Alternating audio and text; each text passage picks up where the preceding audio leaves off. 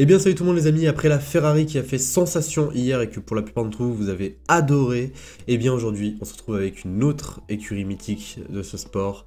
La Mercedes W13 vient tout juste de sortir ce matin à 10 h et il faut bien évidemment qu'on en parle.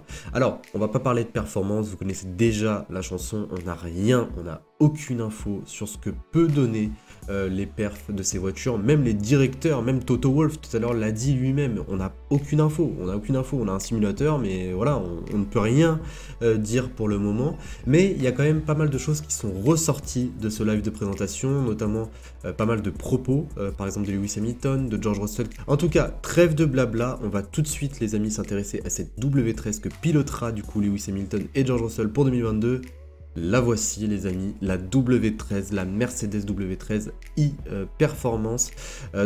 Franchement, je la trouve très belle, voilà, je préfère vous le dire, je la trouve très belle, j'aime bien, voilà, le retour de cette livrée argentée, elle m'avait quand même assez manqué, j'adorais la livrée noire, mais voilà, cette livrée argentée, elle me donne quelque chose, c'est tout simplement de la nostalgie, quand je la vois comme ça, je pense à 2014 au début, je pense à 2016, la rivalité entre Rosberg et Lewis Hamilton, donc pas mal de souvenirs me reviennent en tête, quand on pense qu'aujourd'hui ils sont 8 fois champions du monde, c'est juste incroyable, c'est pas arrivé du jour au lendemain et je trouve ça super de revenir un petit peu aux origines de cette écurie. Comme l'a dit Toto Wolff, aujourd'hui on recommence un nouveau jeu, on repart de zéro tout simplement. En tout cas on peut retrouver sur la livrée pas mal de choses qu'on avait avant, notamment les petites étoiles à l'arrière. Il manque celle de Niki Lauda d'ailleurs, je sais même pas pourquoi ils l'ont pas mis.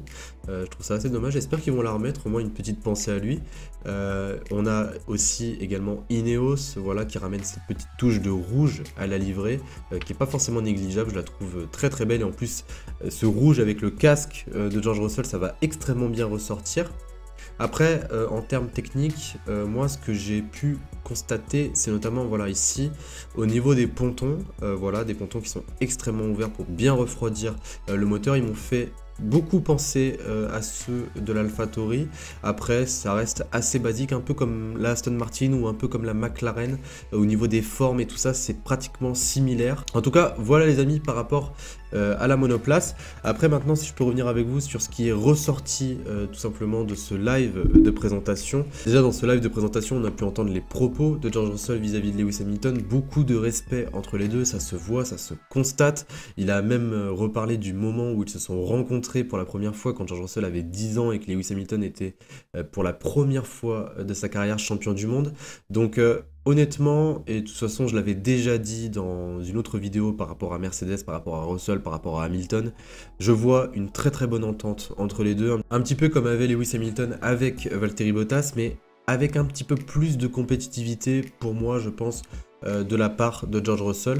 Ensuite, maintenant, si je peux revenir sur les propos de Lewis Hamilton, une des journalistes lui a tout simplement demandé est-ce que vous comptiez vraiment quitter la Formule 1 ? Lewis Hamilton lui a tout simplement répondu mais en fait, j'ai jamais dit que j'allais quitter la Formule 1.